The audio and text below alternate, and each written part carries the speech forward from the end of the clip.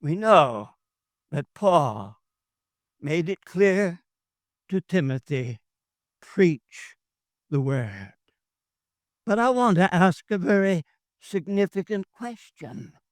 How do you know whether what you've done is to preach the word or what you've actually done is to preach from the word or about the word? Is it clear to you that there is a difference between preaching the word and preaching from the word and preaching about the word?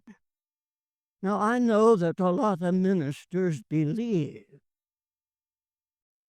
that it's the head that changes the heart. So if they can hit the head in their sermon, it's bound to change the heart. Well, I've said enough about being dumb. I needn't repeat that.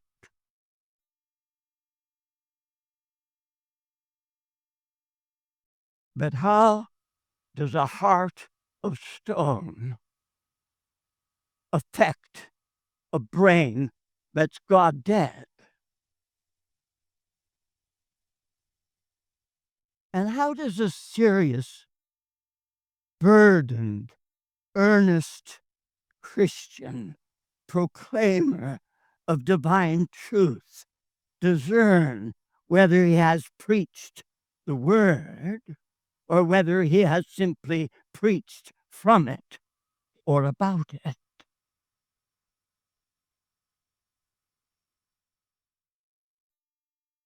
Did it ever occur to you that the way the word speaks of itself is an incredible help in this matter? Now, there are many biblical phrases that I might refer to. Time and circumstances would make it unwise to try and cover all the possibilities. Let me mention just three. The word is described in the word as a hammer.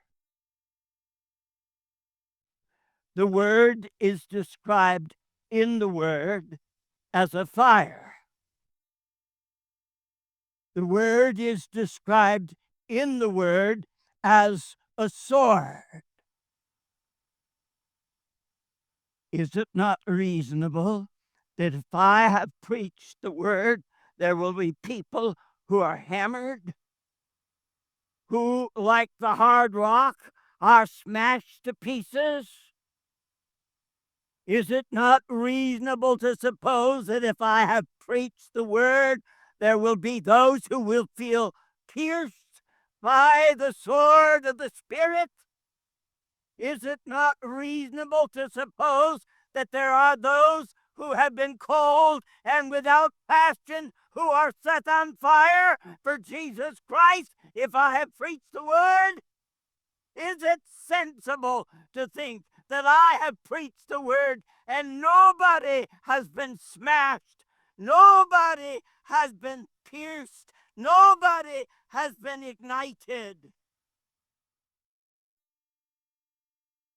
I would think it much safer to suppose that when nothing of that sort happens, you haven't preached the word.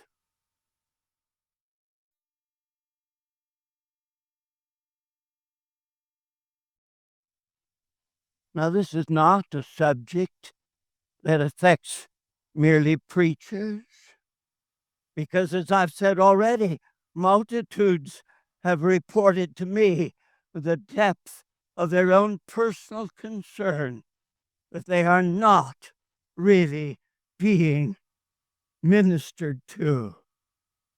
Or you say, well, that's somebody else's church. Well, maybe. But what if it's your church? What if you think you're doing what God commanded Timothy to do through the pen of Paul, and you're not doing it at all, even though you think you are.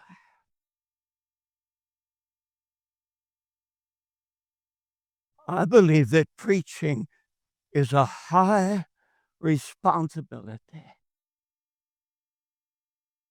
I believe we're going to have to answer to the Lord Himself for what we do in terms of the pulpit. And I want to ask you, are you prepared to stand before your God and explain to Him why nobody is set on fire when you preach? Why nobody is crushed when you preach? When nobody is pierced through by the sword of the Spirit?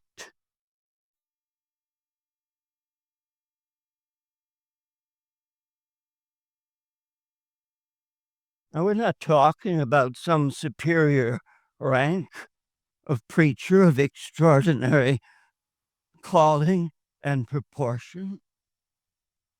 We're talking about the whole of those who say they're called to preach. The church